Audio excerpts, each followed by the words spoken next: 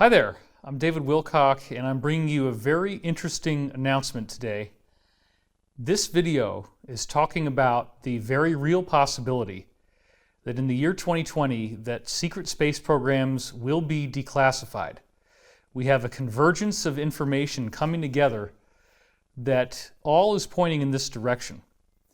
Unfortunately, one of the ways that this is happening is my former insider, Pete Peterson, did pass away. This happened in July of 2019, and it was a very sad thing for all of us. Pete Peterson was widely regarded as the most genius inventor in the history of the military-industrial complex. There are at least 50 different unique patents that he came up with on his own, many of which probably evolved into multi-billion-dollar industries within the classified world. We have all kinds of amazing stuff that he's done. I was his friend from 2009 up until his death, talking to him an average of twice a week. And I also met many other insiders through Pete Peterson who I am still in regular contact with. I originally taped video back in July to commemorate him and to basically give him what I felt to be a fitting tribute. And I also now am including in that video the last interview that Pete and I had. If you haven't followed this story, Pete Peterson claims to be working within groups where there was extraterrestrial technology that had been back-engineered into operable devices, including anti-gravity systems, free energy systems, portal travel. This sounds crazy to someone who isn't familiar with this. However, when you get into the world of Pete Peterson and what he taught us, this is not crazy, this is very real. And over the years, I have been to, for example, the Disclosure Project led by Dr. Stephen Greer. I was there on May 10th, which was a closed executive summary briefing for members of Congress and invited VIPs, of which I was one. And that was because I had gotten onto the Art Bell show prior to that time and had been on there twice, actually, before this Disclosure Project event happened in 2001. There were 39 insiders there talking about the idea that UFOs are real, and I happened to meet almost all of them, everybody that I really wanted to target. At some point, I was able to get them alone, talk to them, introduce myself. And so those 39 insiders are just one small part of what has happened. There's a lot of people who have spoken to me over the years, in some cases exclusively. And I have a unique ability to be able to remember what people tell me on many, many different subjects. And so when enough different people say the same things and they don't know each other, and I've never publicized it online, you start to become a lot more compelled about the reality of what they're saying. So Pete Peterson was really the master. He was the best out of all the insiders I had.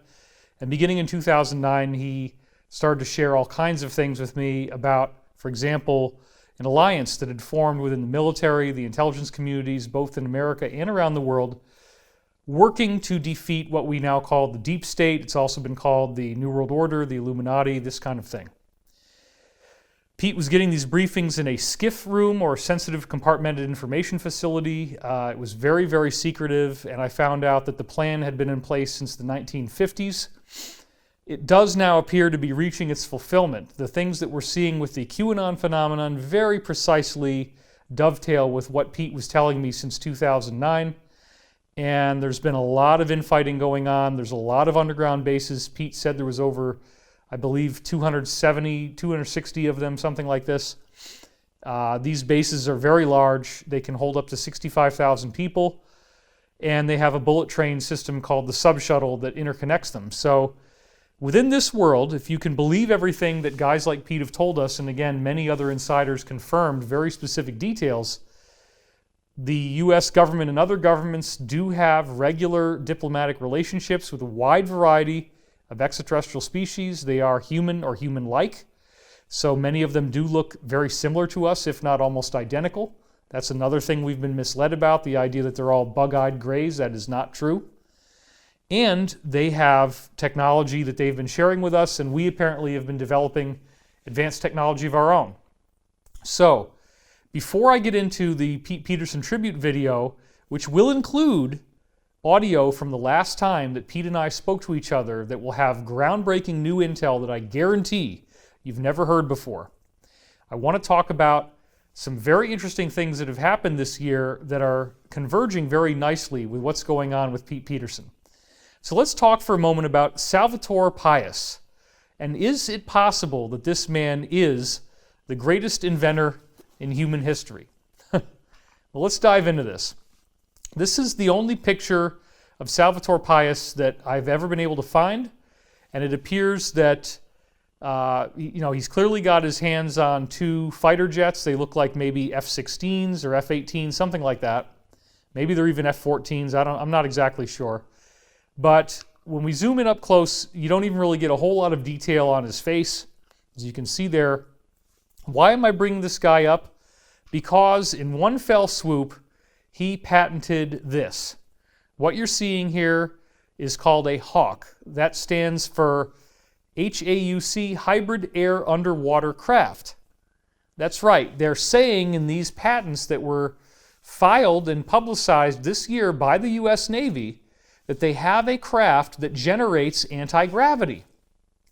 And they're saying that this craft flies equally well through the water and the air and space. A hybrid air underwater craft, or HAUC. And when you look at this illustration, you can clearly see that it appears to be a flying triangle. Now, he goes into a lot of detail in the patent about how this works, and it is essentially a two-hull design. There is an inner hull, and then there's an air cavity, and then there's an outer hull. Within that air cavity, they say there is argon gas, and that suggests very strongly that this craft is using technology from Kenneth Shoulders, something that Pete Peterson talked to me about at great length. Kenneth Shoulders described charge clusters, or EVOs, exotic vacuum objects, very tiny areas of force that have an unusually large amount of energy, much higher than is supposed to be possible within such a small space. These charge clusters can repel gravity, and they also have enormous amounts of energy, and they are formed by directing a high-intensity electrostatic charge down a needle to a tip of a point. And if you do that within an argon gas, then what you end up getting is a much higher likelihood for these charge clusters to form. So within this two-hull ship design, you have that hollow cavity where you can form your charge clusters, and then you simply direct where they need to go.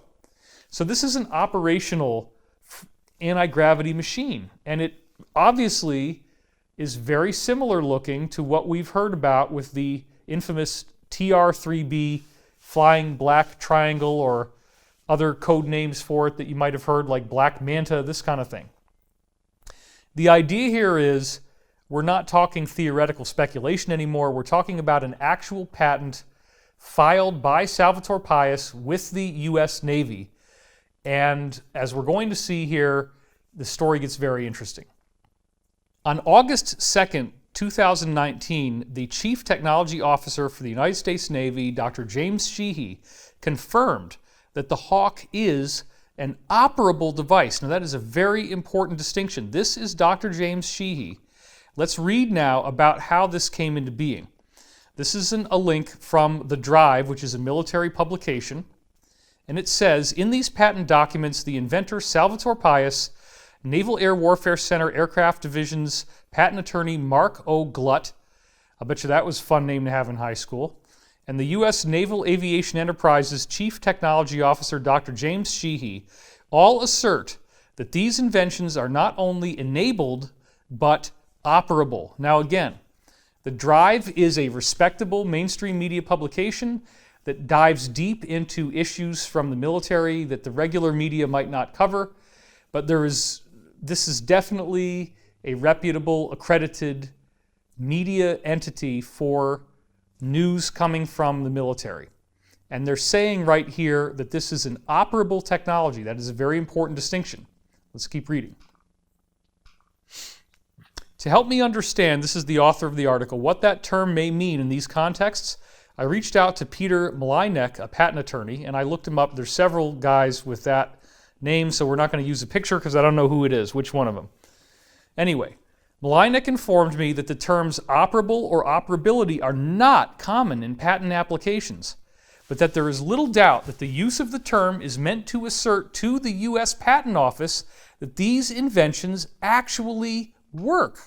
Now that is phenomenal, because what we're seeing here is that the Navy has certified that what they've already patented is an operable device. And if you read these articles, they make it very clear that their principal concern is that they not be swept out from under by other countries like China, because if China were to patent this type of technology first, then the United States military would have to be paying China every time they use it. So there's an incentive.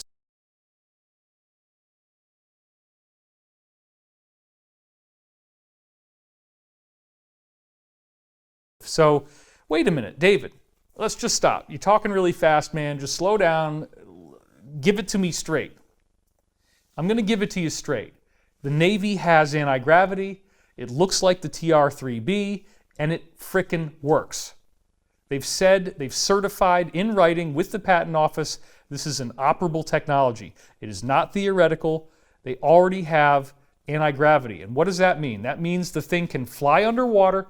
It can fly through space, and if it can fly through space, then they very likely have already done this for a long time. They have bases on the moon, they have bases on Mars, and they have bases on other planets and satellites in our solar system. And that's exactly what insiders like Pete Peterson told me, and what you're going to hear him say in what now unfortunately is his deathbed interview. The last time I ever got to speak to him, about a month before he passed away from an accidental injection. That's going to become a very important part of this video that we didn't get at the time the video was taped. The death was suspicious for reasons you're going to see in this video. We didn't know whether it was a natural death or not, but he sounds fine, as you'll hear in the recording. No, we found out it was an accidental injection. I don't know if that means a gas bubble or morphine or what, but it's very, very peculiar, especially because the deaths of two other important insiders happened almost simultaneously with this. Okay, the next big piece of news that we need to look at comes from September 26th, 2019, in which the U.S. Navy patents a free energy device. And this is exactly the kind of device that you could drop into a craft like the Hawk. It's in some cases only 0.3 meters wide, which means basically 1 foot, so it's like this big. Now let's dive into that a little bit. Here's an image from this free energy device, this compact fusion reactor as they call it. Now notice that in both figure 1 and figure 2, you have points that are directed at a center. Now those points could very well be generating Kenneth Shoulders charge clusters or exotic vacuum objects, just what I was telling you about before. They have to direct electrical charge down through a needle point, and then they come out and they're very highly energetic.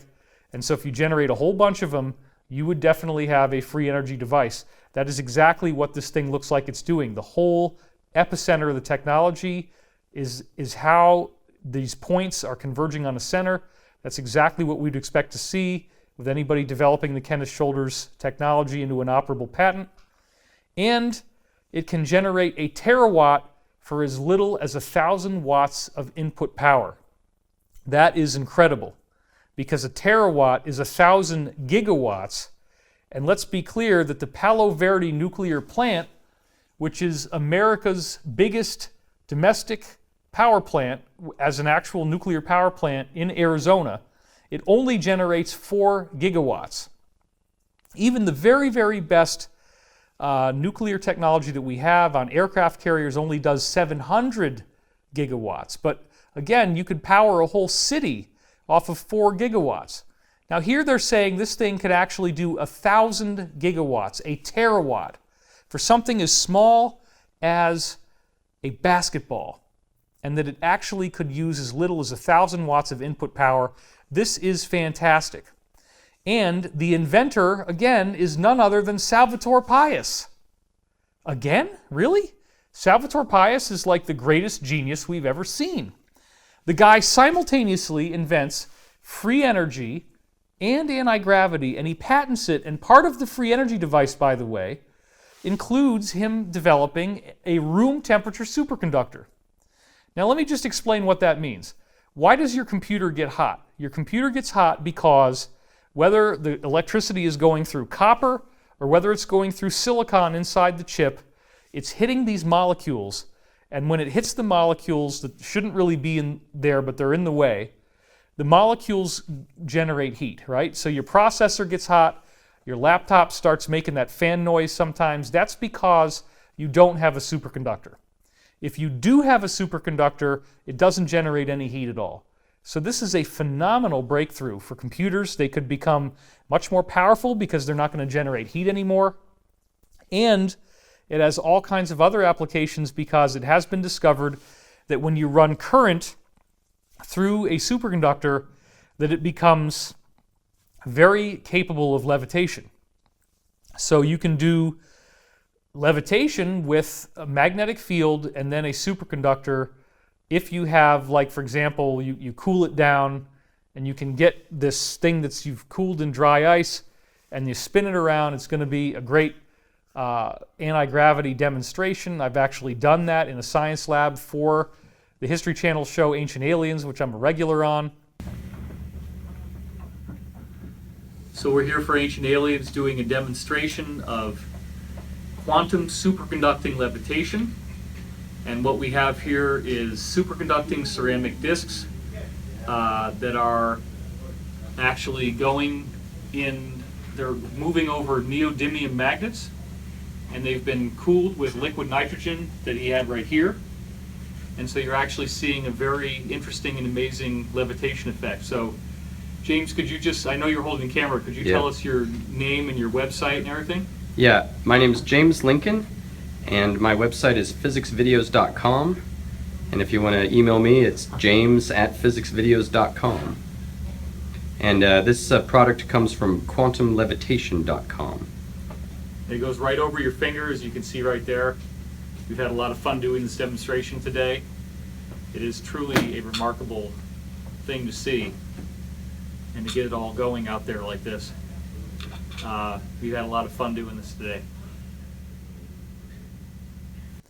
And that show is now running all day Friday and all day Saturday on History Channel, which is really amazing. I don't know if there's any other show on TV that's doing that right now, so I'm getting recognized everywhere I go. That's part of my life now, but I'm happy to be doing this video. So, Salvatore Pais, what about that name? What is this? Is there anything else going on here? I mean, I'm not denying that there could be an inventor who's enough of a genius to do something like this, because I certainly know Pete Peterson firsthand for many years, and he invented a whole variety of things. But does the name Salvatore Pais actually mean anything else? Well, it turns out, thanks to one of our readers, that we found out that Salvatore Pais in Spanish actually means the savior of our nation. Salvatore, savior, Pais, nation. The savior of our nation. Well, wow. If there really is a guy named Salvatore Pais, he may very well have been chosen for this role of disclosing this technology. It's as if the Navy wanted us to figure this out. They left us a trail of breadcrumbs. The idea being that it will save our nation to declassify this technology, which they've already asserted through their chief technology officer is operable. Wow, that's just crazy, because with this operable technology being declassified, it would save our nation. We no longer will need fossil fuels. We no longer will need roads. We can be traveling throughout the solar system. The best versions of this technology travel so fast that you can get anywhere in North America in 90 seconds in these craft. I am literally not kidding. 8 hours to the moon. It becomes a very manageable trip, and now a lot more things are possible. We can mine through our solar system. We can have a much greater solution for overpopulation. There's lots more places for us to migrate. And NASA has also recently been telling us that all of these different moons throughout our solar system are loaded with drinkable water. You can go look that up. I've talked about it in my latest book, The Ascension Mysteries. So it could save our nation. If we have clean energy, we don't need to pay for it anymore. That gets us off of the need for a financial system ultimately. It may not happen right away, but if you look at typical Keynesian economics, the economy is based upon capital, and capital is basically energy, or that which we need to generate things. So capital, at least energy, is one of the most important sources of capital. If you eliminate the need for paying for energy, you are freeing up incredible economic prosperity like nothing we've ever seen before. It is amazing. So Salvator Pius, how about that? The savior of our nation. Now the next thing I want to alert you to really briefly here is that on November 11th, 2019, which incidentally is 11/11, the enigmatic QAnon posts confirmed Project Looking Glass. That also really caught my attention because I've been hearing about this going back for a long, long time. I got briefings on it from the book Alien Contact by Timothy Good, the original insider from 1989, Bob Lazar, was talking about Project Looking Glass. He saw documents on that. I had a variety of people giving me information on that, going all the way back to guys like Robert Lucian Howe in the late 1990s. He was on a Yahoo group. And I talk a lot more about that with Edge of Wonder, and there's a video coming up with them where I deep dive on that. So I'm not going to repeat all that work.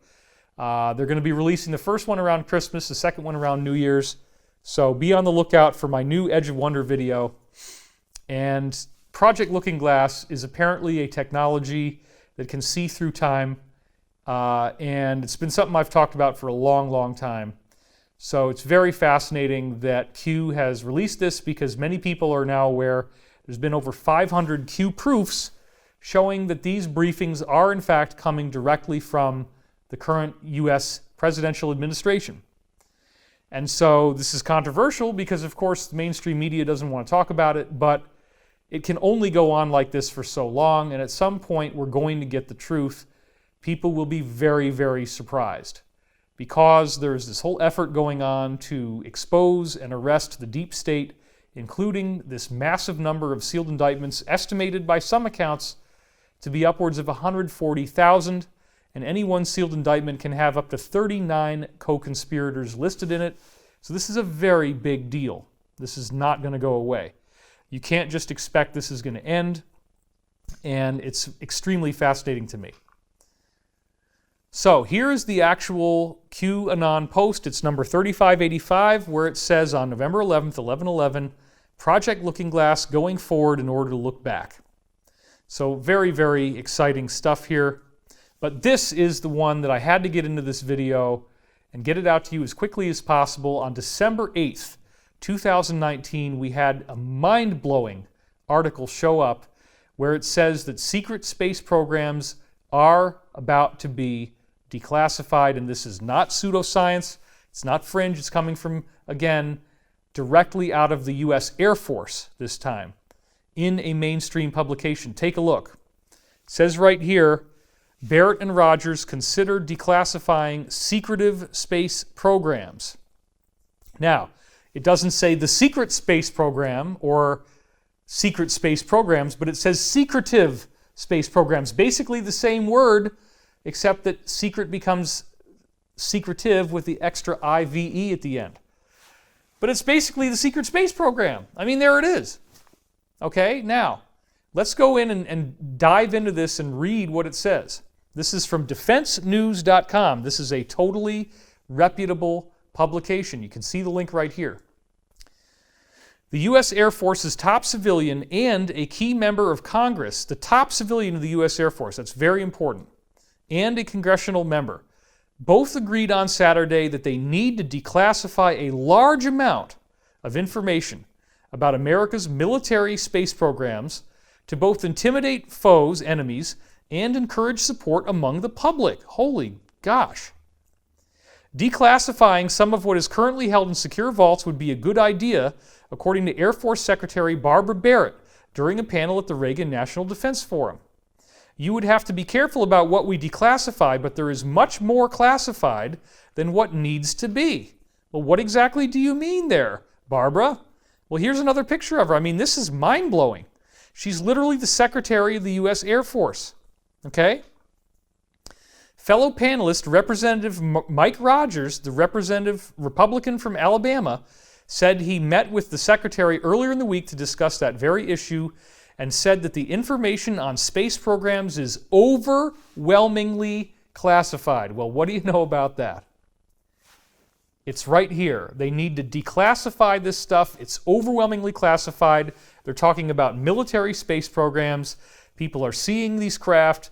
You have the USS Nimitz thing, the Tom DeLonge thing, 2004 USS Nimitz incident, and now they're saying they're going to declassify this stuff. This is real.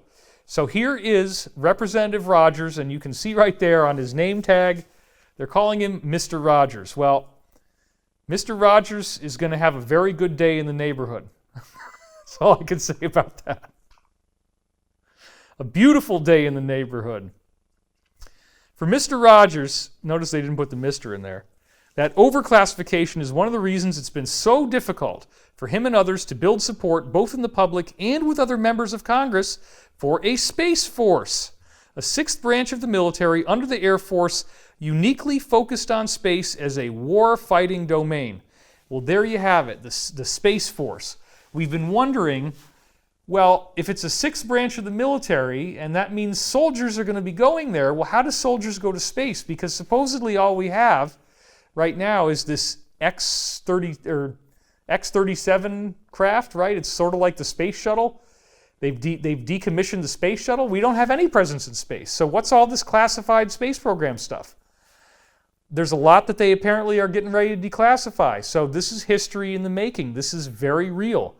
And the Space Force could be telling us that they're getting ready to recruit people to fight in space, to fight wars in space. Well, this is exactly what you're going to hear Pete Peterson talking about, that we already have bases on the moon, we already have bases on Mars, and you will actually hear him say, we are fighting the Draco.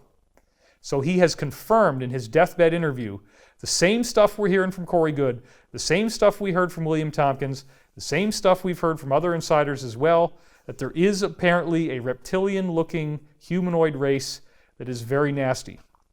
And let's go on with this now, because there's more to see.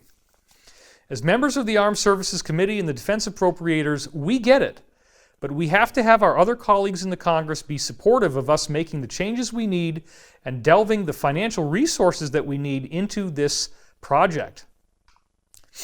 It's not going to happen until they understand the threat and the dependence that we have. Well, that's very, very key, because he's saying there's a threat. And he's also saying there's a dependence. We depend upon this technology to handle whatever this threat is. Okay, so again, the idea of the Draco, the idea of extraterrestrials that are negative, this might all be part of what's getting ready, and that's exactly what you're going to hear from Pete Peterson. And I don't think that can happen until we see significant declassification of what we're doing in space, what China and Russia are doing, and how space is in their day-to-day lives. Unbelievable. Once Americans have access to that currently classified data, they will throw their support behind a Space Force, he concluded. The lack of an understanding really does hurt us in doing the things we need to do in space. Well, what is the lack of understanding? What is the threat? And why would the American people fully throw their support behind the Space Force? Obviously, this is very exciting stuff. Let's keep reading. There isn't a constituency for space, even though almost everyone uses space before their first cup of coffee in the morning. Well, that's because of the internet. The two declined to say how much of the black space portfolio could move into the public, nor when these changes would start happening, but Barrett pledged that it would be a focus for her office moving forward, a sign that progress could come during the year 2020. America is the best there is in space, yet as we watch the trajectory of potential enemies, we see the relationship is changing. America is also the biggest user of space, she said. Our way of life is more dependent on space than any other nation's, and our capability in space was predominantly built at a time when we thought space was a benign environment. She's talking about trajectory of potential enemies. We used to think space was benign, that the American people will fully put their weight behind a Space Force, that there's a massive amount of stuff that's been classified that they want to declassify. And then in the very next day, on December the 9th, Benjamin Fulford, who's been an insider source I've been looking at for a long time, confirmed from his Pentagon insider that this intel is accurate. Now look at this. This is the quote from the insider now. With Boeing against the ropes, the U.S. Air Force is preparing to declassify the secret space program to shake up the military-industrial complex and generate support for a space force. Wow. With over 140,000 sealed indictments, the Department of Justice Inspector General is releasing its long-awaited report to crush the impeachment circus.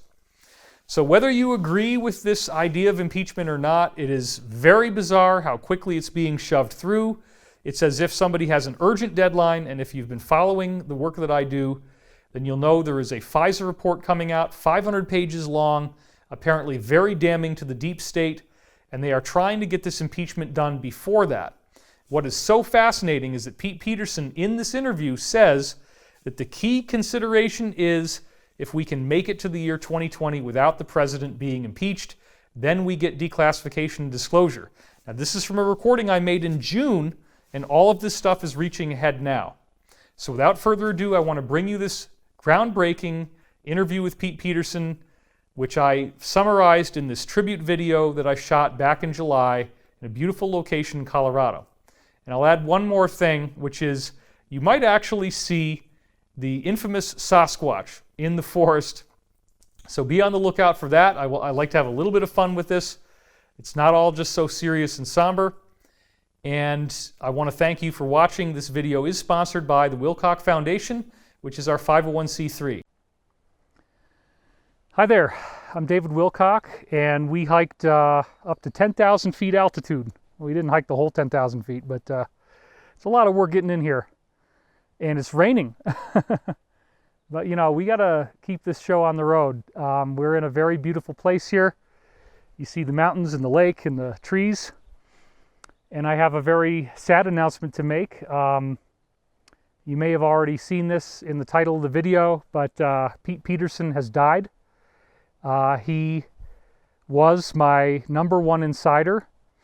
I met him through Project Camelot in 2009, and he became the #1 guy teaching us about the Alliance, which is this international coalition that is working to defeat what has been called the Illuminati, the New World Order, the Deep State, whatever names you want to use. Way, way, way before QAnon, which only started in October 2017. In 2009, I was getting briefings from Pete Peterson about this alliance. Just to give you a backstory, in case you didn't know who he is and why this is significant, Pete Peterson did work for the Reagan administration. He was a part of what's called Majestic, which is a lot more than 12 guys. It's not just Majestic 12. And one of the secrets is the spelling of Majestic with J refers to Her Majesty, because all this is ultimately being controlled by the British Empire. Now, what do I mean all this? Pete Peterson claimed to have worked in highly compartmentalized programs in which UFOs are commonly known to exist within the military-industrial complex. And it sounds crazy to most people. You know, there are people out there denying your credentials, denying that you really did and said the things that you did and said. But I've met multiple insiders through you that you introduced me to who have confirmed many of the things that you've said as being true and totally real. Well, they never did like me to talk much about it, and I never did talk much about it. And then those people have since passed away. I mean, I've been doing this since I was about 18 years old. Right. And interestingly enough, he was involved in a program called White Star Ranch from childhood, in which he was trained to interact with extraterrestrials directly. This is something that's been going on within the secret government since at least the 1950s. There were treaties in place, secret treaties. We don't really know how far back this stuff goes. I've heard from certain insiders that There were extraterrestrials materializing in all of the offices of the presidents of the United States going back to the Revolutionary War, the signing of the Declaration of Independence. Do we have people coming up the trail? Okay, no, good. Not at the moment. I mean, they probably won't be able to be heard. Yeah. Ooh, we got some thunder there. So this is a guerrilla shoot. We're just doing this out in public, but it's a beautiful place. We got bugs, we got rain, we got thunder, but we're going to keep moving forward. So there were treaties in place with various extraterrestrials, and they were in the process of developing a secret space program. Now, Pete knew a lot about this. Pete worked with the actual individuals in various alphabet soup agencies that were doing this stuff. He got to meet firsthand with extraterrestrials, and they taught him how to develop anti-gravity. They didn't like working with adults. They preferred children because children didn't have this kind of mental interference of anger and stress and depression that they disliked so much. So anyway, Pete came out to the open in 2009. He had worked for the Reagan administration. He became their top advisor on classified technology. Now we're really getting some rain here. This is crazy. It's a little bit of hail. The trees and then come back. Well, The trees will be pretty protected. we're doing fine. I think unless I really get saturated, we'll keep going. So it's sad because he died, you know, and I didn't know if we were going to get a chance to talk to him again. He had told me that he was now cleared by his allies to start talking about the 35 different, I believe it was 35, something like that, different off-planet locations. Yeah, this is crazy. We're getting dumped. This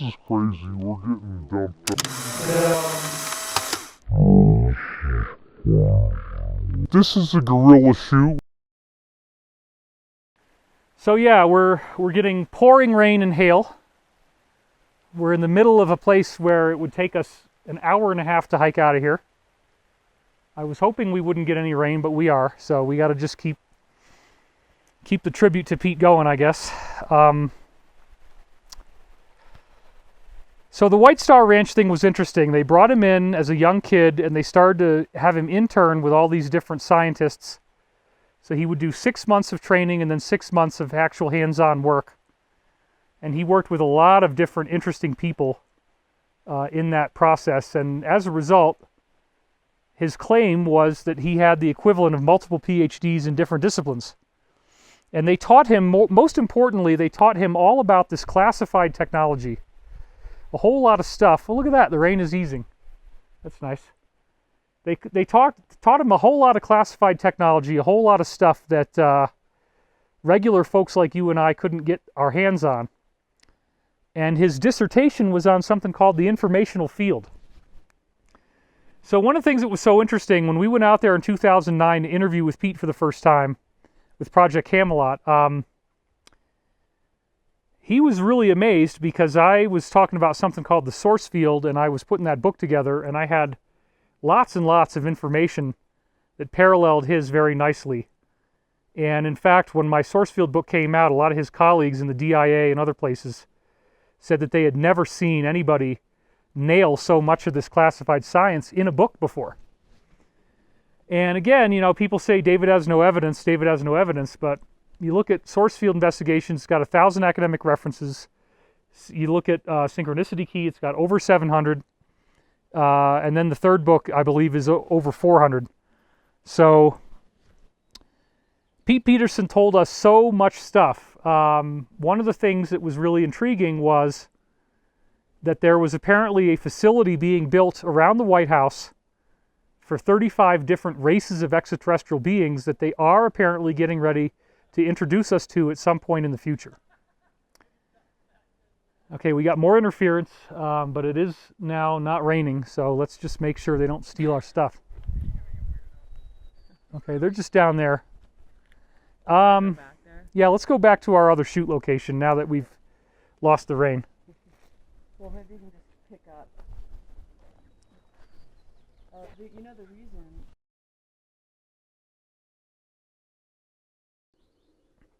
So Pete Peterson was part of a secret government program called White Star Ranch. And White Star Ranch was interesting because what they did is they got kids who were young and they brought them in to be trained by interesting PhDs that had access to classified science. So if you think that classified science is a recent thing, that would be incorrect. Classified science goes all the way back to guys like John Ernst Worrell Keely in the late 1800s, who demonstrated a flying platform that used tuning forks and sound. There was some type of acoustic system that he found that created anti-gravity with the combination of electrogravitics. And he navigated the craft by sound. That all got lost. One of the great early sites on the internet about free energy was called KeelyNet, and it was a whole site dedicated to the work of John Keely. Obviously, the work of Nikola Tesla was classified. He was exiled ultimately, and after he died, they went in and they got all of his papers. So that was in the 1940s, and apparently Einstein was working on stuff that he did not make public regarding the manipulation of the space-time fabric, as he called it. And Pete Peterson was able to be brought in as a very trained person because Pete's grandfather, I believe, was Nikola Tesla's lab assistant in Colorado. So Pete's grandfather got to learn all kinds of really cool stuff about what was really going on with science. And Tesla, of course, was way, way ahead of his time. He had wireless electricity. He had all kinds of cool things, anti-gravity. There was a Tesla anti-gravity craft where lightning bolts would come off of it and hit metal as he was flying it. So Pete Peterson already had a really robust knowledge of science, and they brought him in and they started to train him in this White Star Ranch program.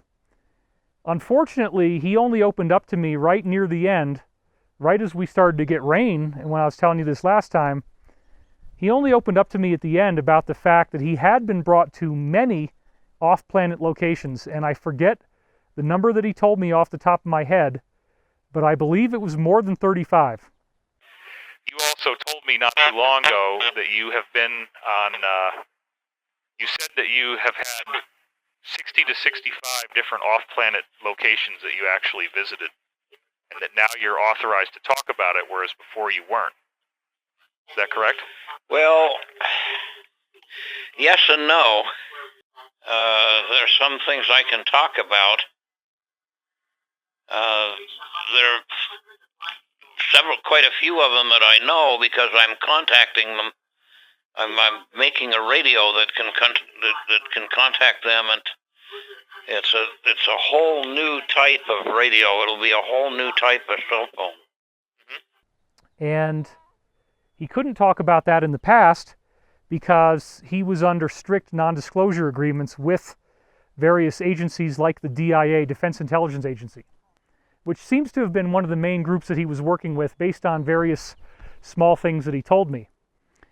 So again, anybody who tries to say that Pete Peterson is a fake or a phony has not done the homework. I spent 2 hours at a time on the phone with Pete at least once a week up until he had this catastrophic injury last year where he hit his head on a toilet. He passed out in a bathroom. And when he came to, he was effectively a stroke victim who had lost his mind. But when I had my stroke, I was passed out for 3 weeks entirely. And then for 2 months, I didn't know who I was.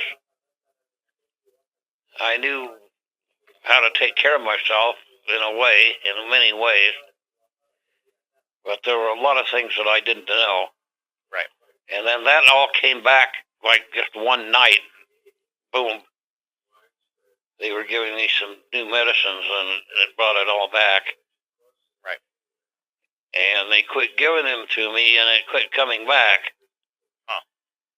So as a result, I couldn't remember the name of my favorite shopping store, which is Red Meyer. Right. And it's taken me took me almost a year to be able to remember that name. Wow. Even though I could drive to it, I could go to it and go shopping, tell you where it was located, but I could not tell you the name of that store to save my ass. Wow. And interestingly enough, his mind came back after, I think, like 6 months. And during that time, during those 6 months, I'd spoken to him a couple times, and he was in a delusional state of consciousness. He was saying really bizarre stuff, talking about fishes and aquariums. He was on some weird fish trip. So it's been a long road here with Pete, and the off-planet locations that he'd been to were for purposes of training. So extraterrestrials apparently were bringing the trainees out to their own planets or their own bases and their own ships. And it was a really interesting reveal when Pete finally let me know this, only after he had recovered from his stroke. And he had said that this is something he had just told me, that if this had gone down within the next 6 months, all the declass stuff that's getting ready to happen, if we could make it through the next 6 months, he was going to be able to talk about anything he wanted. All right, well, let me get together with Uncle and see what I can and what I can't say. Okay. That sounds good. But I think I'm going to be able to say a lot within 6 to 8 months. I'll be able to say everything. Really? Why 6 to 8 months? That's what it looks like. That's what it looks like. If Trump re-wins the election, I'll be able to talk about anything. Wow. Okay. And as much as, all this stuff that's going on Trump, daily, you got all the damn shows are like half plus, positive for Trump and half negative. Right. All the news shows. Right. And the news shows have to admit that there's stuff that they had that was negative for Trump, and this Russian thing and all that stuff, all absolute bullshit. Yep, that's true. He spent like $400 million revamping the military base we have at Guantanamo Bay in Cuba. Right. Which is a military prison. Right. Yeah, I know. He's revamping that to put all the banksters and gangsters into prison. Right. And I'm telling you this right now in July 2019. So basically, what Pete was getting from his insider briefings was that by 2020, he would be able to share any information that he wanted to share. He could say anything he wanted to say. It was all going to be accessible to us. So we were really looking forward to that. They were fixing up his teeth. They were getting him ready for some kind of public debut. And he had given us so much information. He was the main insider contact teaching us about the Alliance. So let's talk about that a little bit. Pete went through all this White Star Ranch training, and he is one of very, very few people you would ever actually find. We've had LARPers try to say this, but it's very, very rare that you would actually have somebody work for the CIA and the NSA and the DIA. Nearly impossible, okay? But that did happen in Pete's case, which is one of his very unique aspects. And in the course of Pete's many different intel experiences, he got to see a lot of interesting stuff. Pete did go to Antarctica, and he went down to the mothership that was down there. Some of the best information that we have on that Antarctic mothership is from Pete. It was gigantic in size, and it had many, many other ships in it that were smaller in size. The smaller ships looked like the Vimanas that we hear about from the Hindu scriptures, and specifically they looked like things like the stupas that you see in the Tibetan Buddhist literature. So that is an interesting thing. He talked about how the motherships had mouths on either side. We're getting interference again. I'm sorry about that. It's unavoidable. There were mouths on either side, and the smaller ships would come in, and then there were they would have little holding dishes for them, actually. And then there was like a conveyor belt. So whatever ship it was that needed to land would come on this conveyor belt, and then it would all rotate around inside. The ships were fascinating. The mothership that he saw in Antarctica was fascinating.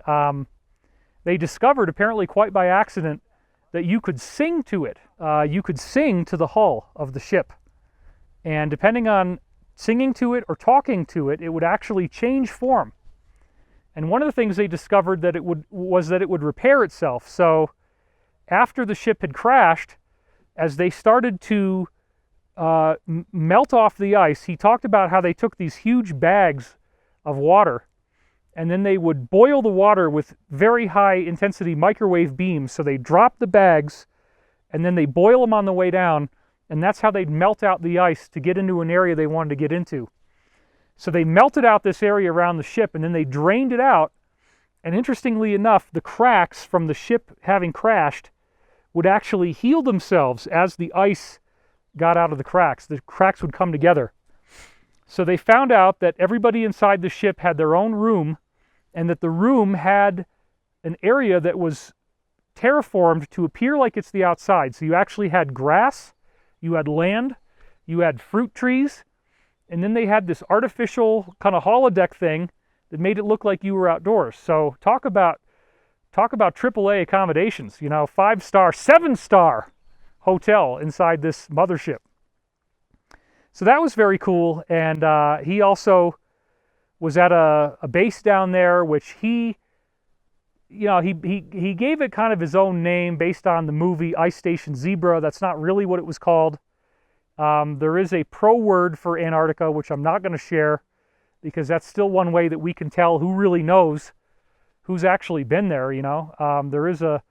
The pro word is something that you talk about where it sounds like a normal thing, but then people on the inside are like, oh, you're talking about that. And one pro word that we have talked about is the plan. And the plan was something drawn up in the 1950s to defeat this cabal / Illuminati / deep state group that was so malevolent and destructive. So the Antarctica stories alone are quite fascinating, and I do have another insider that Pete introduced me to who also has been there and has experienced many of the same things. We heard about Antarctica from William Tompkins. We've heard about it from Emery Smith. We've heard about it from Corey Good. I heard about it from people who don't want to talk, like Bruce and Jacob. We heard about it from our old Montauk insider, Daniel. That's going now back to 2003 that I first started to talk to him, I believe. 2004 was what it was. So anyway, there's a lot of things going on behind the scenes, and Pete Peterson brought us so much wonderful information, so many things that were so fascinating, because there has always been a war on the inside about whether to tell us the truth or not. Anybody who thinks that the government could never keep a secret, they can't even hide a file in a filing cabinet, would be wise to remember that in the case of the development of the nuclear bomb with the Manhattan Project, you had 140,000 employees, I believe it was 120 or 140,000, some number like that, depends on which source you read. Let's say 140,000. 140,000 people working on the development of the nuclear bomb, so compartmentalized that until it exploded over Hiroshima, nobody knew we had it.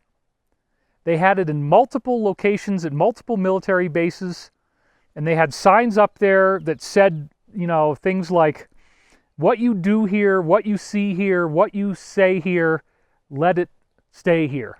And it's like the hypnotic thing where it tells you in a rhyme, so it gets into your subconscious.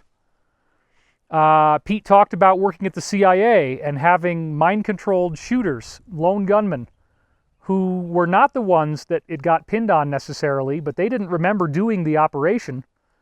And they would come back into the office and look at the television and see that there was this shooting tragedy that had happened, and they would actually walk in and say, oh my God, how horrible. This is such a tragedy. And everybody would remain quiet, and then as soon as the shooter left the room, they'd all start laughing. That was one of the things that led Pete to conclude that he had, quote-unquote, mud on his wheel of karma, that he wanted to come forward, he wanted to do right for humanity, and tell us what really had gone on and what he really learned. if you actually do an unbiased study of all the different insider testimonials, you will quickly see that this is not a lie.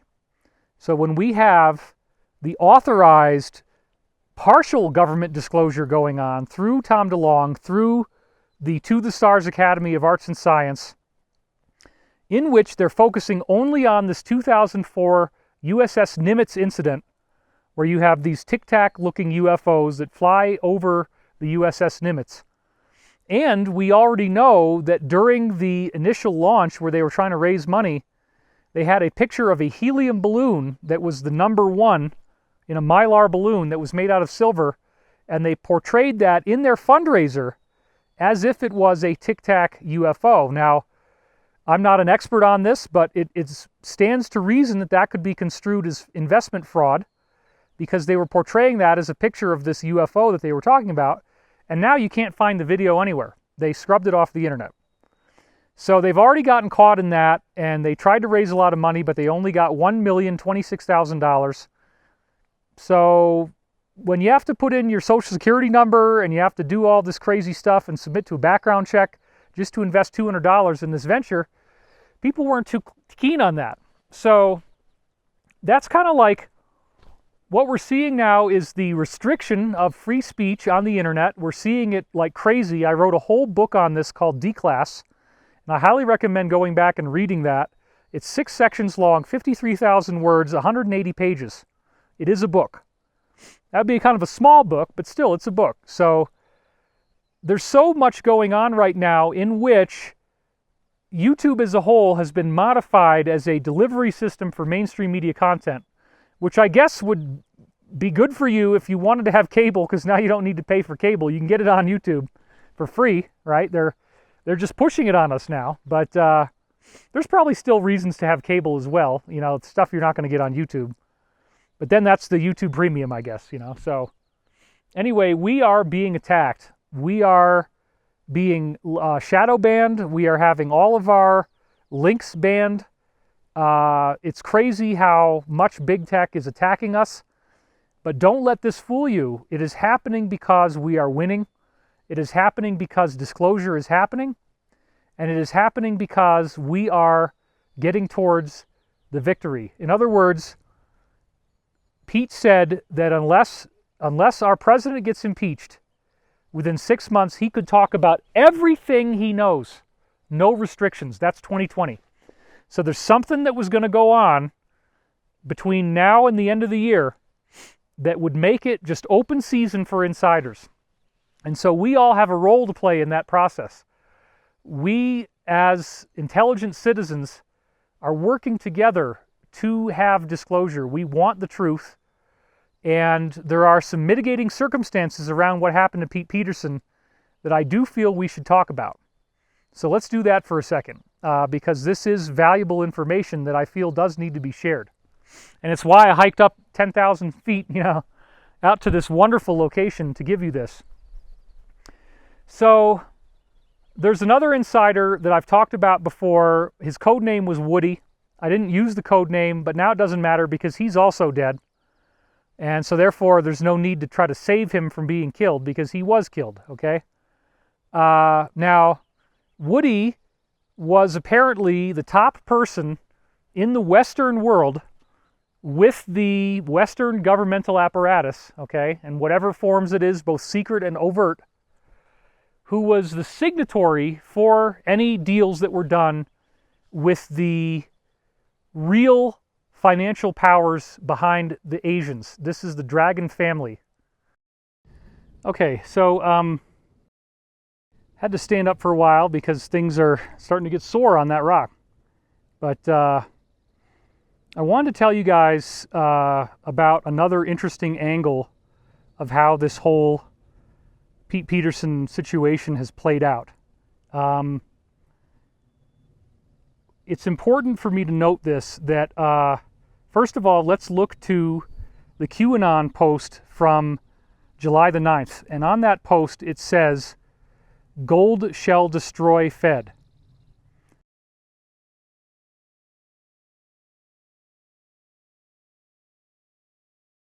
And that they have the gold. Now, it is very interesting to note that, and July 9th is just a few days ago as the time that we're taping right now, okay?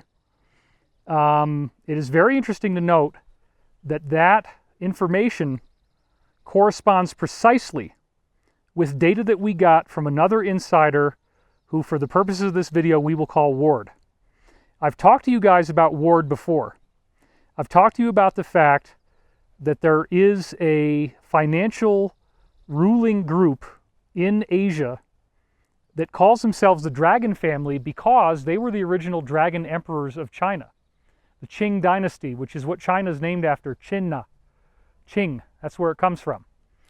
And the original province is called Xi'an, Xian, which again is where this all started. There's over 120 pyramids in this Chinese area, and the terracotta soldiers were found inside one of those pyramids. They actually had to excavate and destroy the pyramid to find the entire army of the emperor that had been preserved inside. So the Dragon family apparently are extraterrestrial humans. They look Asian, but they are not from Earth. There apparently are multiple planets that have humans that look pretty much exactly like people you would see on Earth. And that's one of the many really interesting things that we're going to learn as time goes on. We've definitely heard about the people with the elongated skulls. There is a huge part of the Cabal's mythology, which they believe to be true. They have the motherships in Antarctica. They have the books from there. They have the ruins. And they believe that they are the descendants of people who crash landed in Antarctica and then developed out. The crash landing was 55,000 years ago, one of the main ones. They developed out across the Earth. They had a major catastrophe 50,000 years ago. There was another one 25,000 years ago. And then there was another one 12,500 years ago. So these are cyclical. It's a 25,000 year cycle, and it has to do with the sun giving off a huge flash of electrical and bright, fiery energy. So the geologist Robert Schoch has done some really cool work in his book Forgotten Civilization on this idea of the solar flash being what ended Atlantis. And there's a lot of really cool information about this, including this 5-inch thick layer of ash throughout most of the northern hemisphere that is all the result of this solar eruption.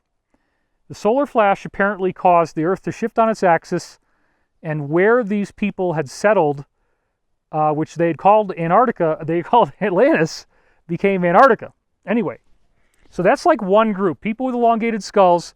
We've talked about this quite a bit in my other videos. The descendants of people from Atlantis that spread out, and there were two, this is another really important new piece of information. 2 lines, okay? They had slightly different physiologies as well, because apparently one group may have originated on the exploded planet that has been called Tiamat or Maldek. The other group may have been originated on Mars.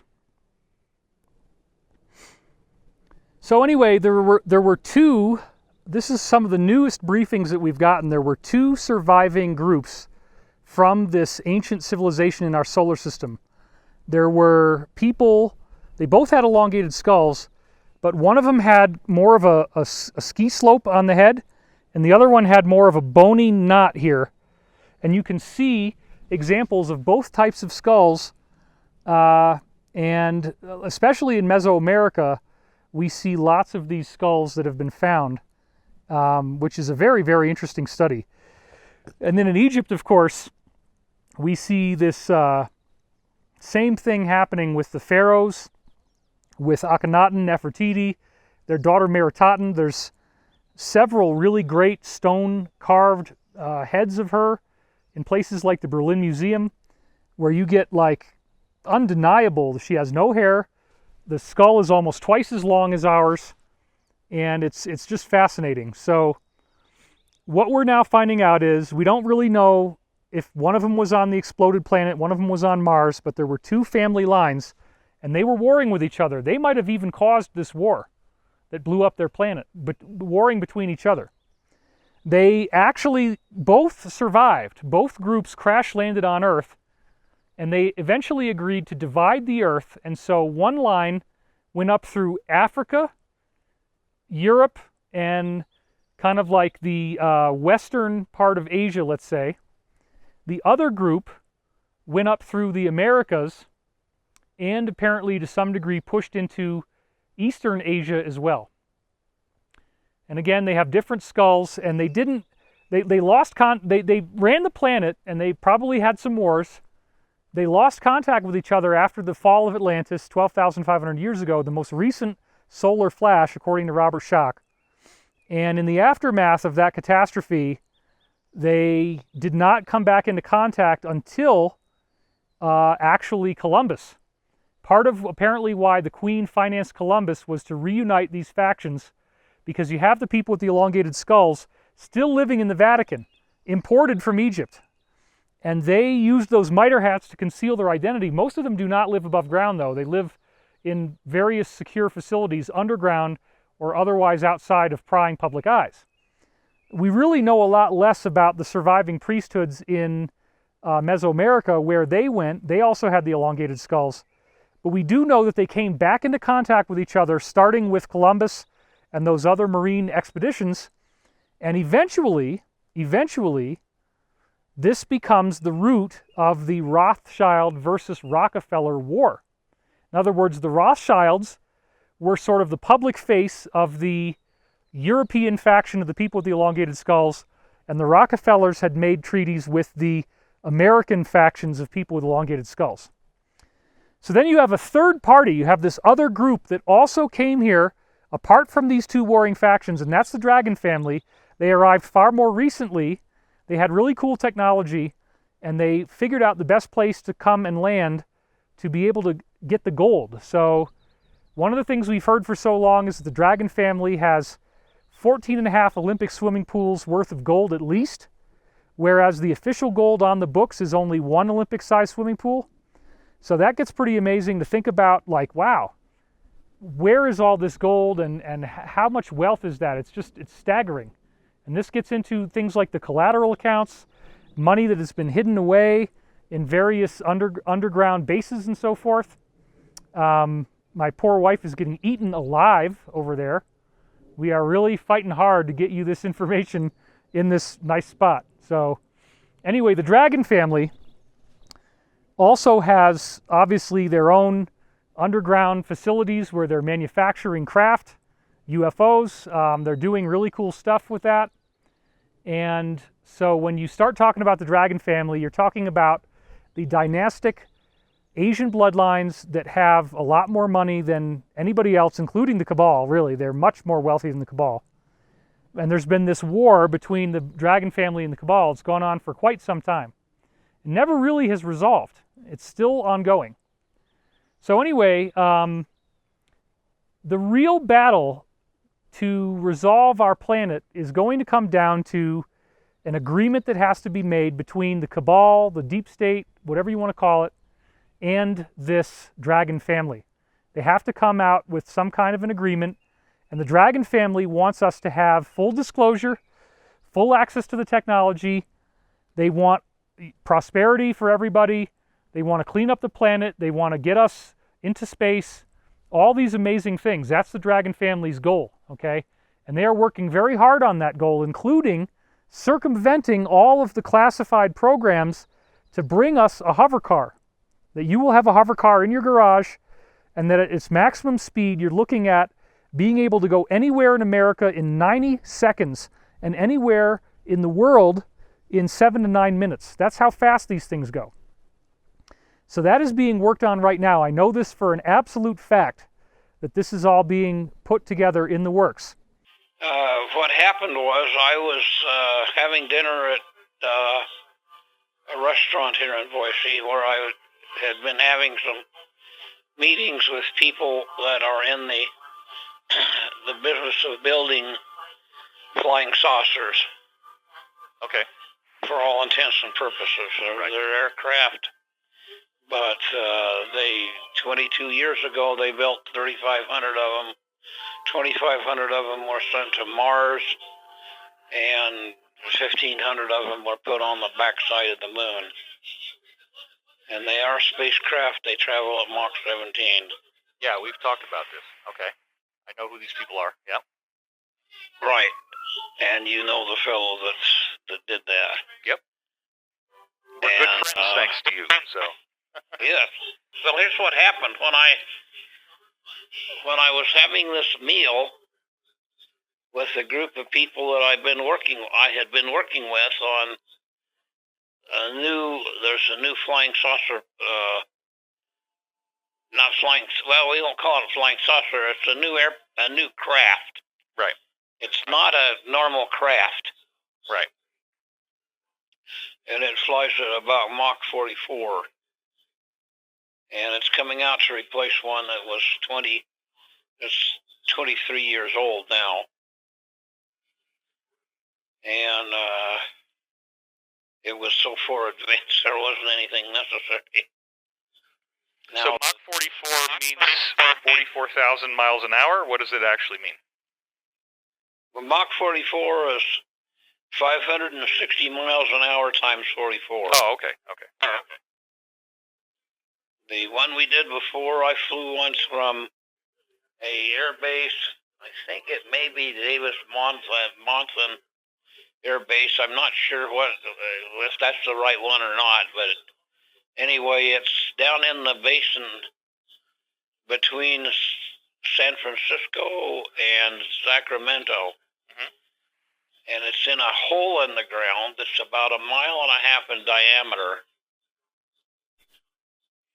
And it's built down under the ground, and they take off out of there.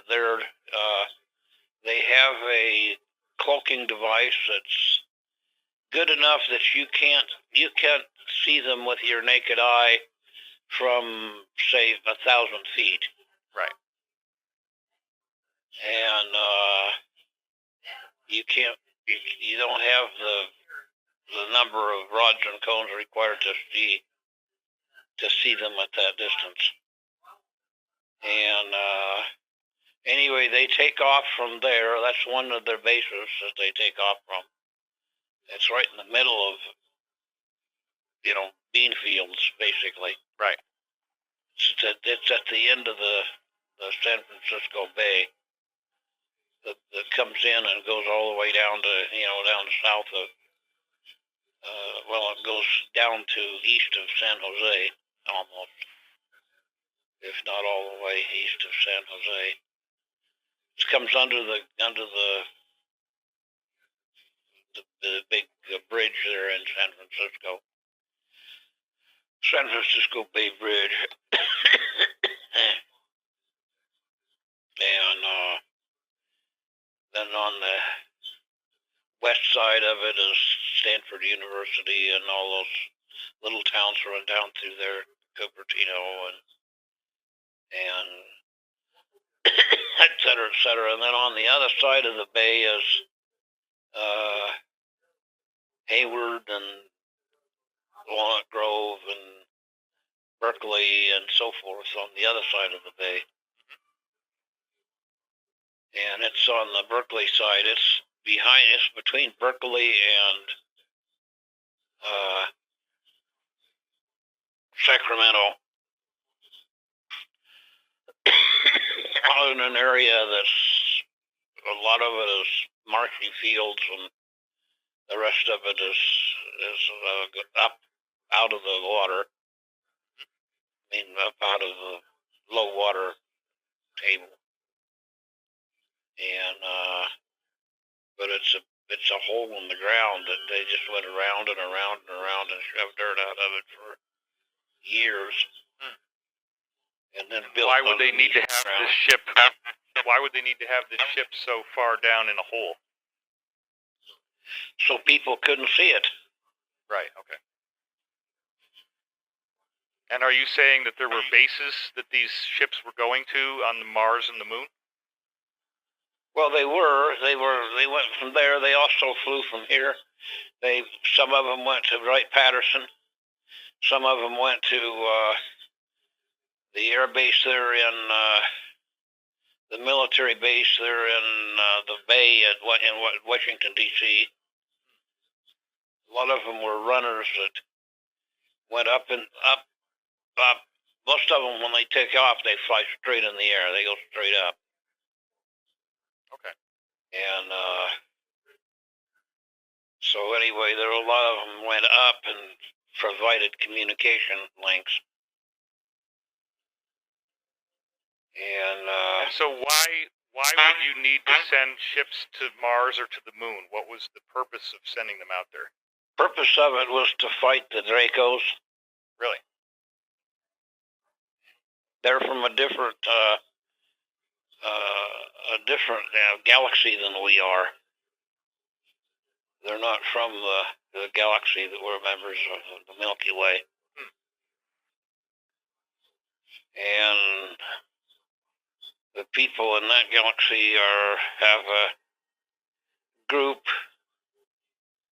and most of them are people that have 2 eyes, 2 ears, 1 mouth, a nose, a couple of holes to breathe through.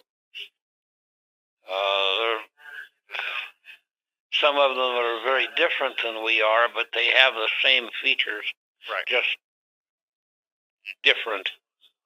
Like most fish have the same things, most snakes have the same thing, rodents, most spiders, spiders have 8 legs instead of 6, and or 4, but they're still, they have 2 eyes and 1 mouth and 1 rectum, and so they're all pretty much the same, different sizes by far. Mhm. But anyway, as you get further out, obviously you get older than the people here in this galaxy, which is a fairly new galaxy. Okay. And so it's in the early stages of evolution compared to some of the others, and some of them are, the people are mechanical.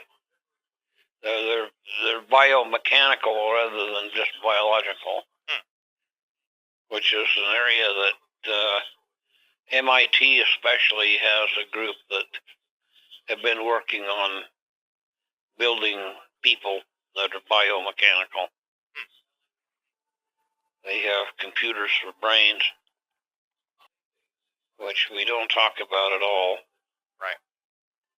And the Dracos are basically, Draco meaning dragon. They're basically, you would say they're of a dragon family rather than a human family. Some have 6 legs, some have 4, or some have 2 legs and 2 arms.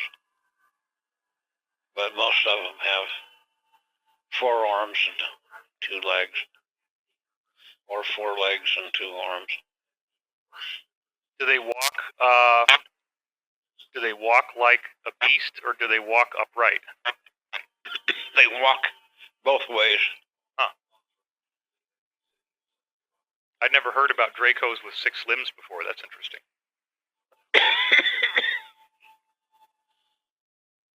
Well, they're a best kept secret. They haven't been talked about much.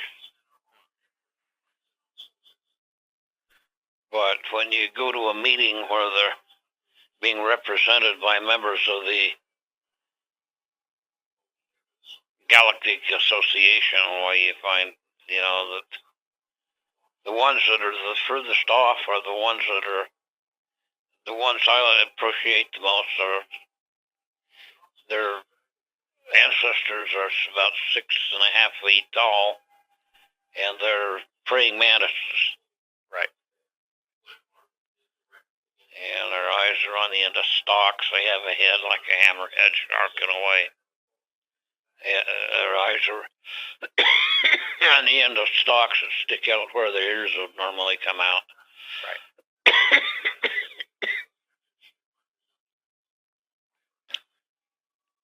They have multiple plates in their mouth instead of teeth, and they speak through a couple of organs that are about where our kidneys are, and they vent air through a series of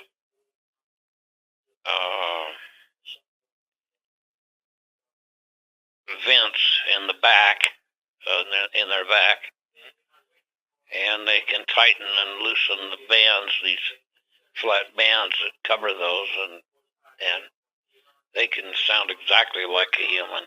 Really? There's no problem with the way the voice sounds? Well, it sounds a little funny, and it comes from their back instead of their front, but right. It gets pretty loud. Huh.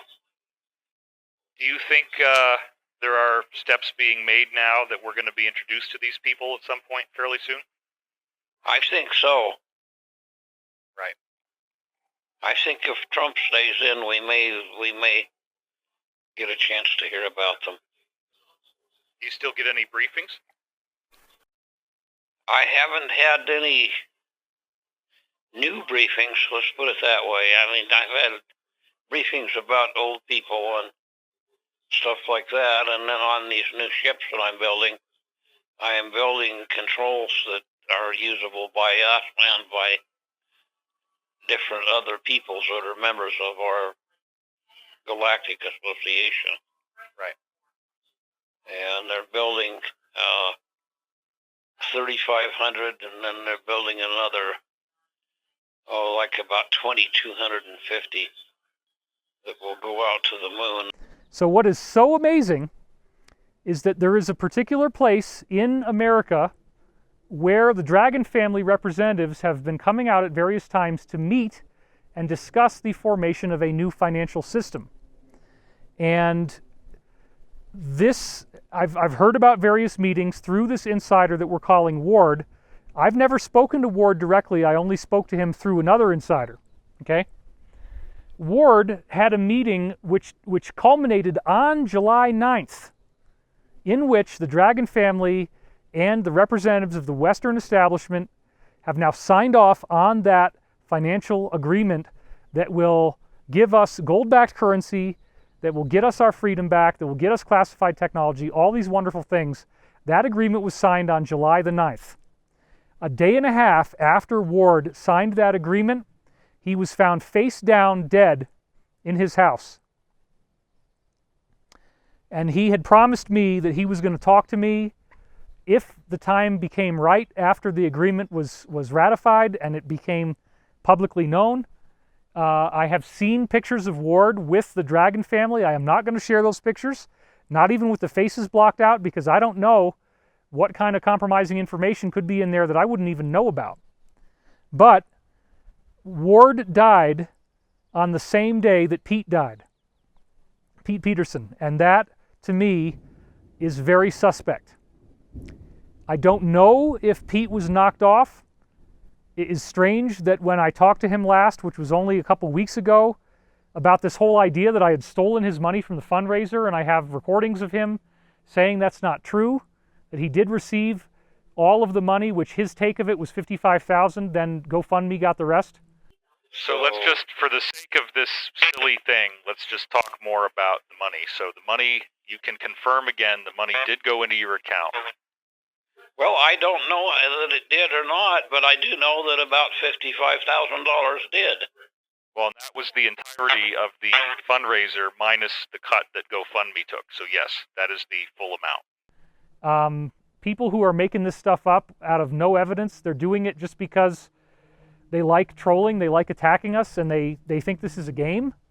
People are dying. You know, we were threatened very severely with actual terrorism at the Contact in the Desert event. I was concerned every time I went on stage. I couldn't turn my back on the audience. We had a massive security presence. They were unarmed, but we had armed guards that were on call, ready to come into the room from local police.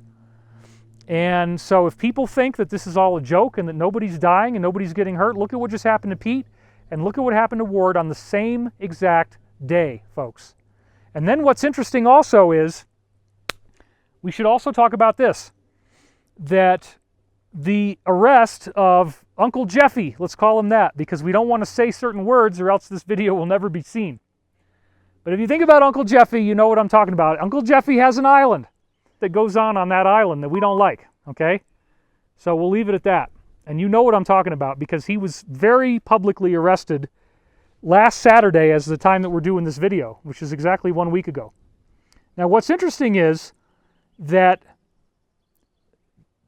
for the 2 days before Uncle Jeffy was arrested, we had first on Independence Day itself, a massive earthquake right underneath the China Lake base, which nobody even knows about.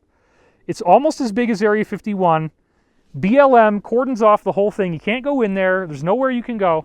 But the whole thing is this really elaborate UFO base. It's got all kinds of stuff underground. It's got all kinds of stuff above ground. If you look at it, you got Edwards Air Force Base below, you got China Lake, and then you got Nellis right over here. And they're all in that big area where nobody gets to go. The BLM will tell you, oh, well, it's true. I mean, 85% of all the above ground weapons testing is done in this area. So they tell you, well, if you go in there, you're going to get blown up, turn around. So nobody knows about China Lake. Well, isn't it interesting that we have an earthquake on Independence Day, of all things, that makes China Lake non-functional as a base? And then another one happens the next day, July 5th, that's even bigger. And I was lying down in bed meditating at 8:19 p.m. For some reason, I was inspired to go to bed, get on my bed, lie down, close my eyes. I heard this dog going crazy outside in the neighborhood, shrieking like coyotes were, like a pack of coyotes. It was the weirdest dog thing I've ever heard. The dog finally stopped. I laid down. Not even 5 minutes goes by, and I hear this very loud pulse, this very loud roar. Sounded almost like a bowling ball going down a bowling lane, but like 1,000 miles an hour underground. It went woof. And then right as the sound impact came to my house, the paintings on my walls hit the wall. That's how I knew I wasn't just getting some meditative experience. This was totally real. And then only a few seconds later, the whole room starts shaking up and down. It was very vivid, very scary. Plus, I was in the upstairs of my house, and the upstairs already shakes a lot just from the wind. So when you get an earthquake in that room, it's really, really rough. So that scared the bejesus out of me. That's part of why I came back to Colorado, honestly. If there's going to be any more earthquakes, I'd rather not be there while they're happening. And we got some deals that we're working on that are about to come to fruition, but I'm out here to finish my book. Got 3 weeks to do that. So anyway, blah, blah, blah. The point is, those two quakes completely destroyed the mission capability of China Lake. And I found an insider that's in my latest article that I highly recommend. Go to divinecosmos.com, divinecosmos.com. That's my website. And click on the article called It Begins.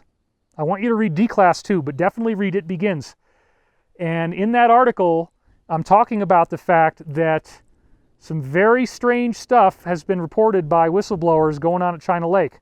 A provable long-term track record of chemtrail experimentation, weather modification, that was the hub of it.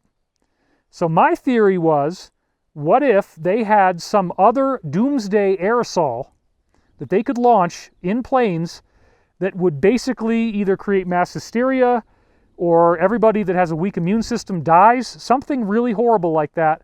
Because if Uncle Jeffy gets arrested and you look at his dossier of who got invited to his island, it is a who's who list of all the top people in the deep state.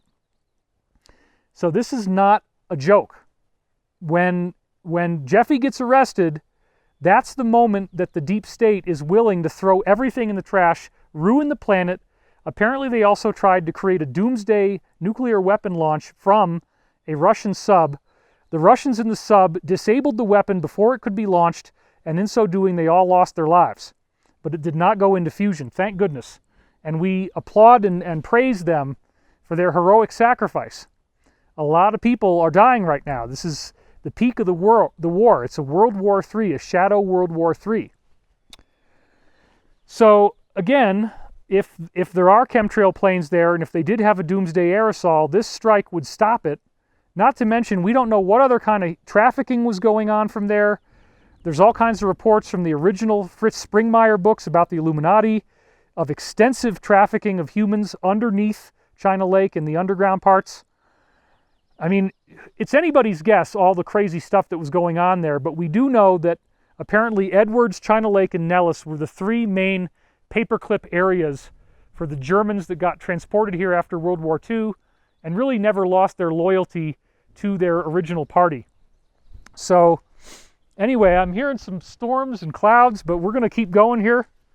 We're going to keep doing this for you because there's a lot of things I want to cover, and it is it's crazy and it's exciting, but it's scary, and then there's loss and there's pain and there's tears, and it's all kind of blending together right now. So I cannot believe that it's an accident that we see these two earthquakes that perfectly destroy China Lake, but like hardly anything else gets damaged.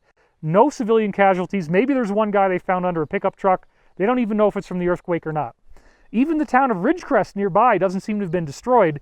But if you actually look at the news for the military for China Lake, they tell all non-essential personnel to leave, don't come back, go down to other bases, because everything mission capable has been destroyed. So there's nothing left there.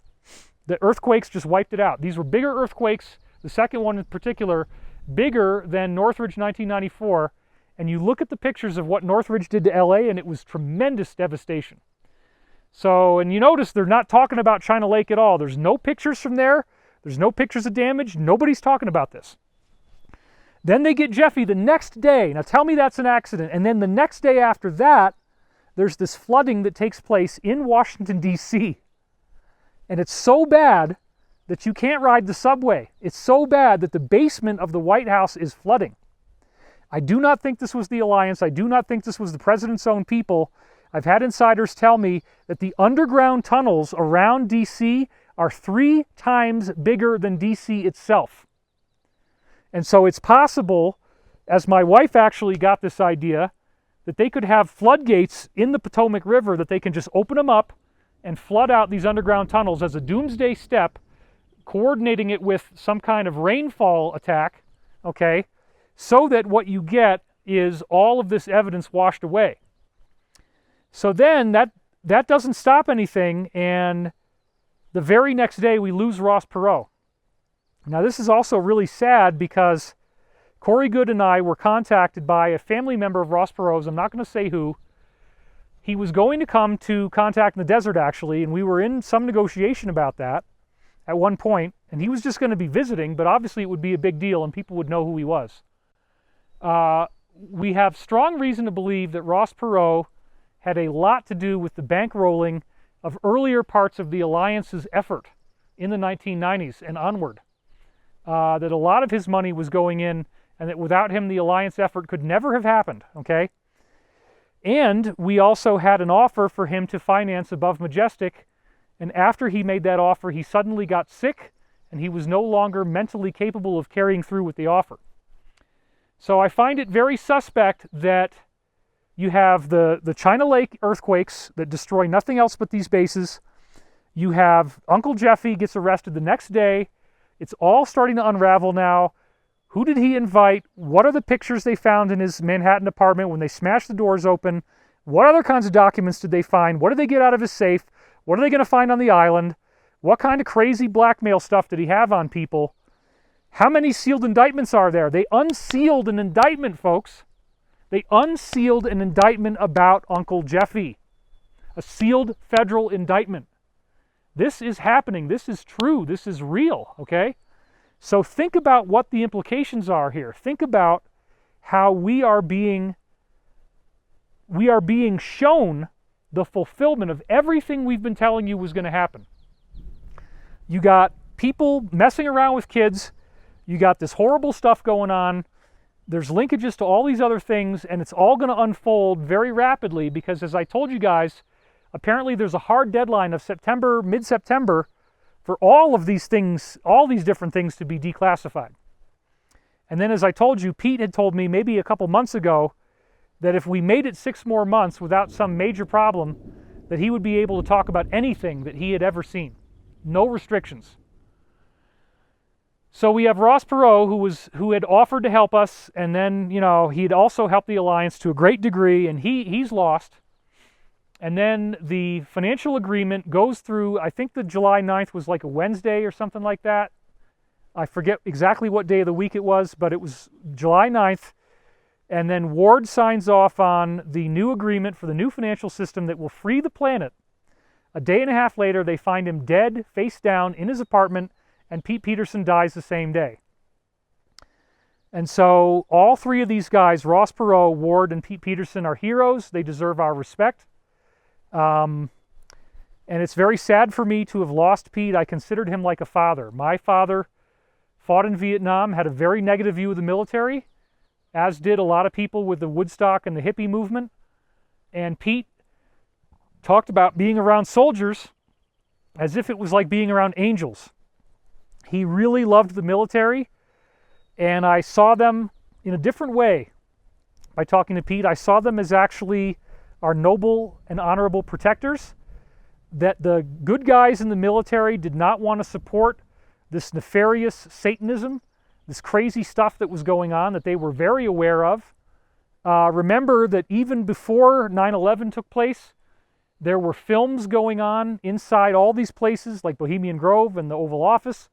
They have all this damning video footage, all this documented evidence, and that evidence is going to come out. So we are right on the threshold of getting the freedom that we deserve and the freedom that we've worked so hard to achieve.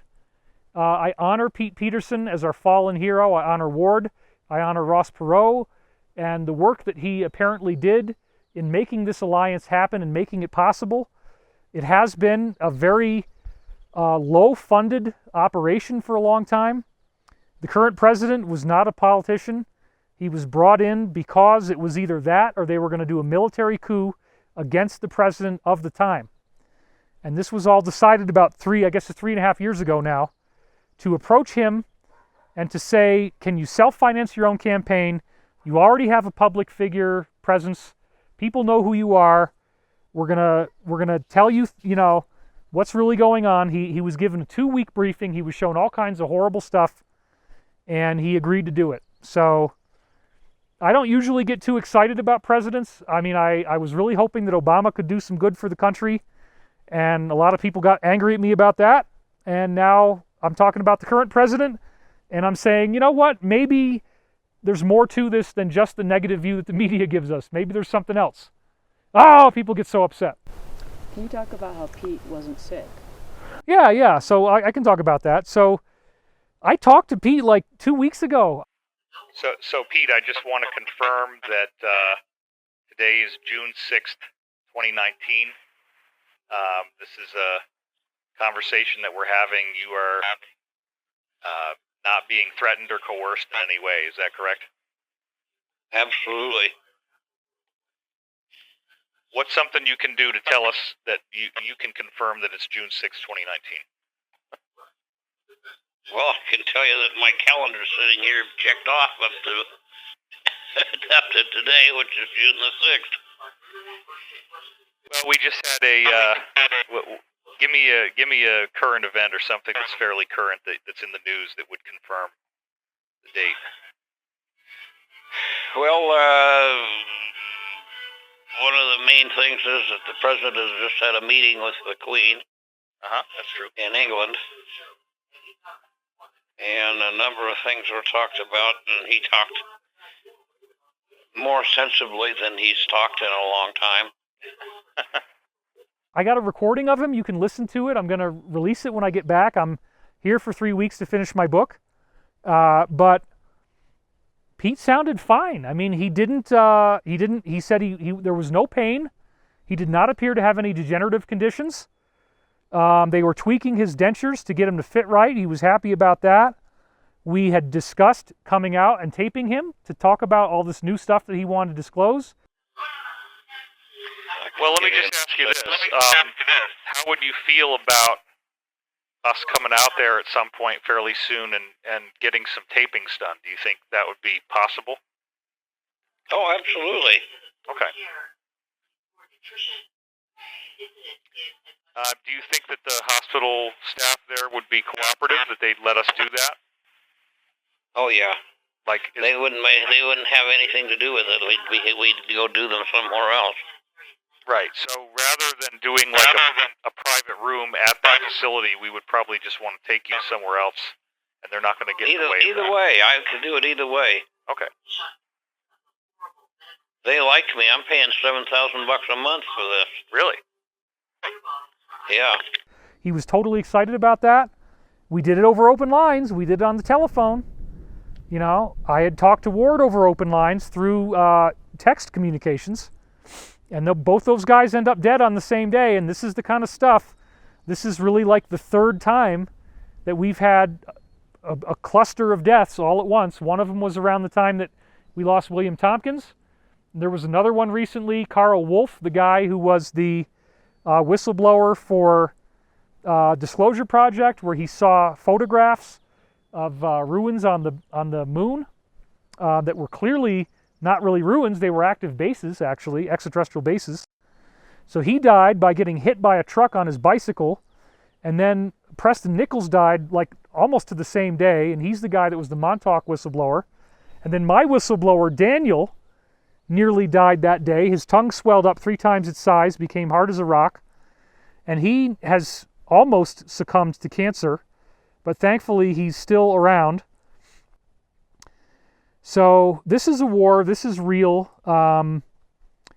I try not to get too angry about people who, in their own ignorance, accuse us of making this all up or that we're just trying to make money. Anyway, this has become kind of long, but Pete Peterson was our original guy that started telling us about the Alliance in 2009, and he gave us lots of briefings about underground bases being destroyed, about military hardware not being able to start, tanks that wouldn't start, planes that wouldn't start, all this high-level interference to stop these cabal guys from doing the end of the world. And the Alliance has steered it beautifully. This is apolitical. It does not have to do with the current president. He's just happening to be somebody who is involved right now in helping an agenda that has been ongoing since the 1950s that they called the Plan, 5-inch thick binder of how to pull this thing off, which has obviously adapted quite a bit as time goes on. It's amazing because they're going to do it all fully legally. And if you go back to the infamous, as I've made it infamous now, quote 2700 from these Q posts,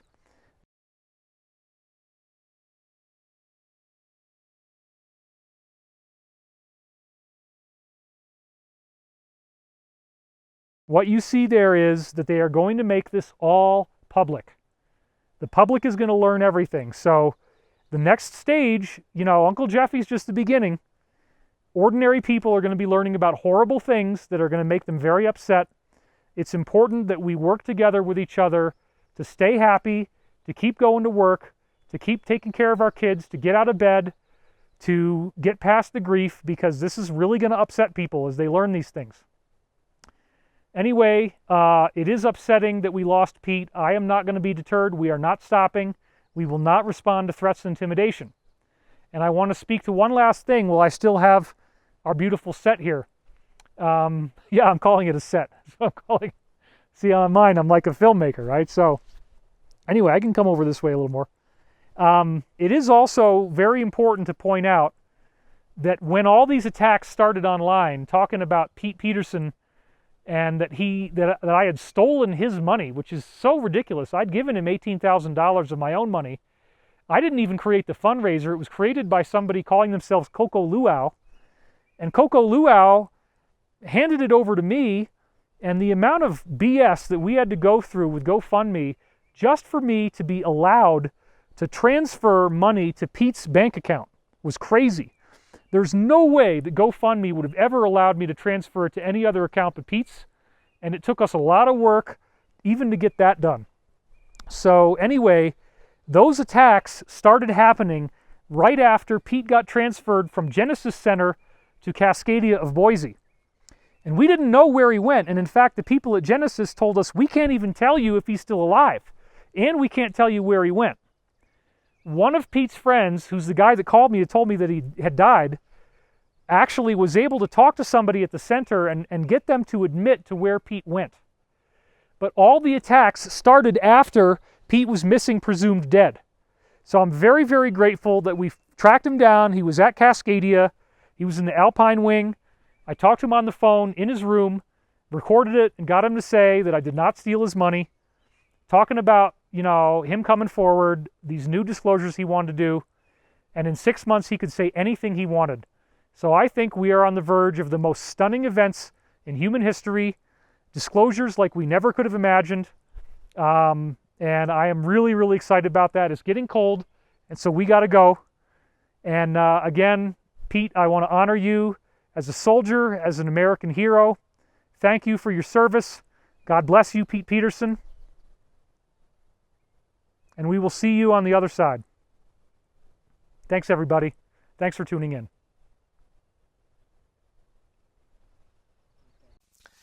All right, well, I hope you've enjoyed this film-length movie. We are very excited over here. I mean, to see all these things coming together, despite the tragic loss of Pete Peterson, it is very encouraging. The fact that this Hawk hybrid air underwater craft has been declassified and patented, that the guy who filed the patent also did free energy, and his name translates as the savior of our nation. And then on December 8th, we actually have the top civilian in the Air Force saying that they're going to declassify the secret space programs, that there's all this stuff, and that it will rally public support for the need for a space force to make us understand there's a threat. I mean, this is very, very exciting. This is what we've been hearing about. Look at the convergence between the technologies being certified as operable from the Navy, and Dr. James Sheehy, the Chief Technology Officer, saying that, and then understand how all of this is converging, and what does it mean for us? What does it mean to have a future where these technologies are real, where they work, and where we're using them in our everyday lives? It's going to be totally, totally amazing.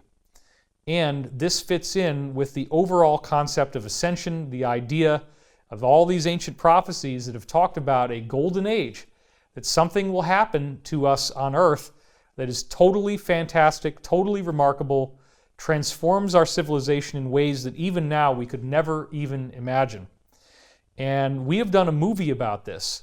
So apart from the 501c3 aspect, which is what this video is, it's nonprofit, it's free, we also have a for-profit project, which is The Cosmic Secret. Now this film, I'm really, really proud of it. I star in it extensively. We have a bunch of other insiders in there as well. Dr. Michael Sala, we have Jordan Sather, just a really great team. Corey Good is in the movie as well. And what you're going to see in this movie is a lot of great production value, a lot of great B-roll, very relaxing, meditative soundtrack, and a storyline about the cosmic history of our solar system and ascension. There's never been a movie like this made before about ascension. We went to #1 21 minutes after it was released. But as of today, we found out that Facebook has banned us from advertising this film for life. The only reason that they gave was just violation of their policies, but it doesn't even make any sense because we're not doing anything that hasn't already been talked about in various other forms before. This movie is essentially a recapitulation of data, but in a very nice form. So, come on. You're going to ban this movie? It's very, very bizarre. Our advertising manager says they've never seen anything like it. We're bringing the best people together. We're talking about things that we have talked about before, but it's still a work of art, very much worthy of consideration and viewing. So when they ban something, that gives you a pretty good idea of what you need to be looking at, in my opinion. So, without further ado, I bring you the movie trailer for The Cosmic Secret, and I hope you can step up and help us out. We are under attack, and your viewing of this movie does help us tremendously. So, thank you for watching, and we will see you in another video, and hopefully check out The Cosmic Secret. Your search for truth and deeper meaning has led you here. Everyone in the UFO community is faced with how do you navigate a course through material that encompasses ancient civilizations, extraterrestrials, secret societies, and what is the relationship between those and the governance of our modern world? There is more to this reality than you are being told. A good starting point is to rethink everything that we thought we knew about history. We don't even know our own potential as human beings. I'm a researcher. I was an FBI special agent. I'm a secret space program whistleblower. Because of my unprecedented access in the programs, I was able to learn about an ancient race that they refer to as the Elder race. They are the most evolved extraterrestrial group that has ever been involved with humanity. They take a genetic approach to help them manage this great experiment of humanity. They also bring us various belief systems. Isn't it interesting? All of religious traditions that Earth has end with a catastrophic event. We have this evidence hidden out in the open, but we don't ask the deeper questions. The CIA declassified a document that describes a cataclysmic series of events.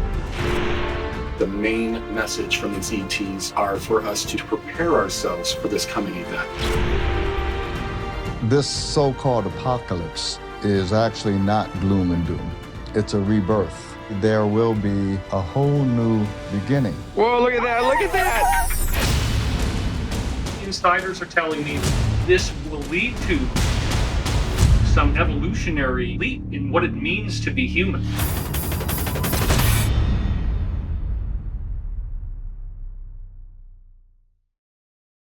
One thing I will say at the end here is I am aware that Pete Peterson mentioned the number 3,500, but then, and that was the number of crafts that he said that we were sending to the moon and to Mars, but then he had the numbers 2,500 and 1,500, which of course adds up to 4,000.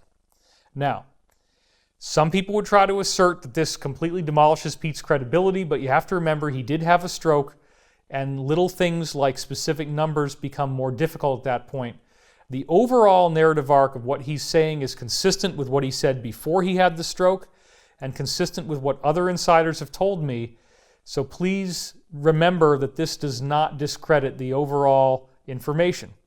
But I guess there's a little wabi-sabi in there, and so people love to try to poke at one little thing and say that discredits the whole thing. But when you look at the overall evidence, you look at what's going on here, it adds up very nicely with the stories of Salvatore Pais, declassification of anti-gravity and free energy, and now the Air Force telling us that they're going to be declassifying a bunch of information on secretive space programs.